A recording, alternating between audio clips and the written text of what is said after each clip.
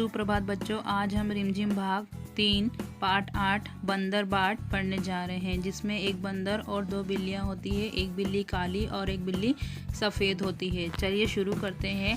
पहला दृश्य, कमरे के बीच में एक मेज रखी होती है जिस पर कि मेज पोश पड़ा होता है और वह आगे से ढका होता है। मेज पर एक रोटी का टुकड़ा होता है और मेज के नीचे एक तराजू रखा होता है लेकिन दिखाई नहीं देता है।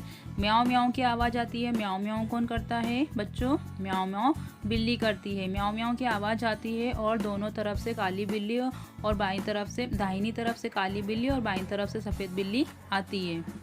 दोनों बिल्लियां एक दूसरे को नमस्ते कहती है और एक दूसरे का हालचाल पूछती है। दोनों एक दूसरे को बताती कि वो दोनों ठीक है, लेकिन सफ़ेद बिल्ली और दो काली बिल्ली दोनों एक दूसरे को बताती हैं कि वो दोनों भूखी है और खाने की तलाश में निकली है। तो सफ़ेद बिल्ली कहती है कि मुझे खाने की रोटी की महक आ रही है और काली बिल्ली बोलती है मुझे भी रोटी की महक आ रही है। सफ़ेद बिल्ली बोलती है कि मेज पर रोटी रखी है लेकिन उठाऊं कैसे, लपकूं कैसे। काली बिल्ली बोलती है तू तो डर, मैं तो लेने चली, और काली बिल्ली रोटी लेकर भागने लगती है। सफ़ेद बिल्ली भी काली बिल्ली के पीछे भागती है और कहती है कहाँ भागे जा रही है मेरी रोटी लेकर। सफ़ेद बिल्ली बोलती है कि मैं तो ना दिखाती तो तू जाती कहाँ से। तो काली बिल्ली बोलती है कि मैं तो खुद अपनी आंखों से देख लेती, और दोनों लड़ने लगती है और एक दूसरे को कहती है कि तू डरपोक है, तू गई नहीं लेने, मैं तो ये रोटी लेकर ही जाऊँगी। काली बिल्ली कहती है कि मैं दौड़ के सबसे पहले उस रोटी पर मेरा हक है, और सफ़ेद बिल्ली कहती है उस रोटी पर मेरा हक है, मैंने उसे पहले देखा। दोनों के झगड़ों को देखते हुए बंदर का प्रवेश होता है। बंदर कहता है तुम दोनों क्यों झगड़ रही हो? तुम कहती हो रोटी मेरी है, तुम कहती हो रोटी मेरी है, तो रोटी किसकी है? बंदर पूछता है। मैं इसका फैसला करूंगा, चलो मेरी कचहरी में। कचहरी मतलब कोर्ट में, मेरे पीछे पीछे आओ। बंदर मेज पर बैठा रहता है, रोटी का टुकड़ा सामने रखा रहता है। दोनों बिल्लियां मेज के सामने इधर उधर खड़ी हो जाती हैं। बंदर सफ़ेद बिल्ली से बोलता है बोलो तुमने क्या कहा, तुमको क्या कहना है श्रीमान? सफ़ेद बिल्ली कहती है कि मैंने पहले रोटी देखी थी इसलिए मेरा हक बनता है। काली बिल्ली से पूछता है। काली बिल्ली कहती है श्रीमान पहले मैं झपटी थी रोटी लेने इसलिए रोटी पर मेरा हक बनता है। बंदर सफ़ेद बिल्ली से पूछता है कि तुमने दोनों आंखों से देखी थी? तो बिल्ली बोलती हाँ मैंने दोनों आंखों से देखी थी। एक टांग से झपटी थी या दोनों टांग से? तो काली बिल्ली कहती है दोनों टांग से झपटी थी।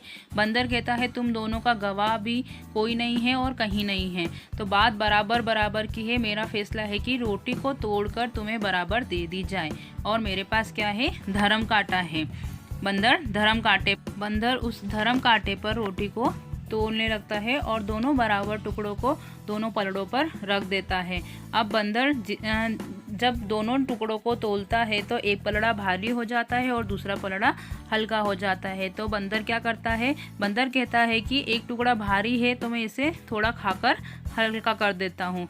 ऐसे करके वो भारी वाले टुकड़े को खा जाता है और उसको कम कर देता है। फिर एक पलड़ा भारी हो जाता है, एक पलड़ा कम हो जाता है।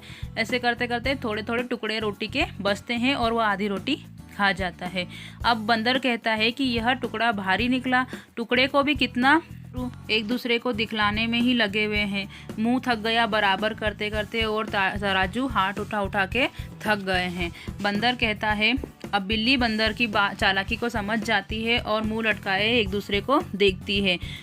सफ़ेद बिल्ली कहती है आप थक गए होंगे, अब ना उठाए और तराजू। काली बिल्ली कहती है बचा कुचा हमें दे दीजिए, हम आपस में बांटकर खा लेंगी। बंदर कहता है नहीं नहीं नहीं, फिर तुम झगड़ोगी, मैं झगड़े की जड़ को ही ख़त्म कर देता हूँ और बचा कुचा भी खा लेता हूँ। इतना कहकर बची कुची रोटी खाकर बंदर तराजू लेकर भाग जाता है।